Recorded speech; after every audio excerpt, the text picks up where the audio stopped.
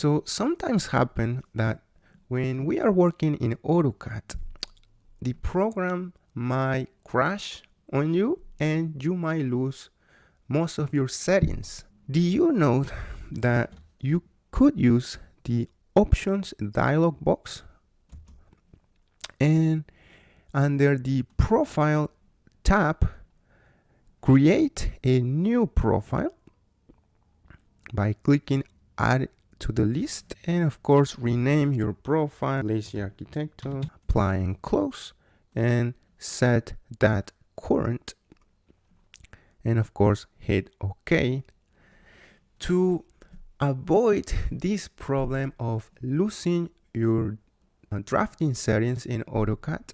And not only that, but this will also help you whenever you have a weird problem in AutoCAD, such as AutoCAD not behaving the way it should be. You might use the options dialog box to reset some of these settings by using the default profile that AutoCAD started with.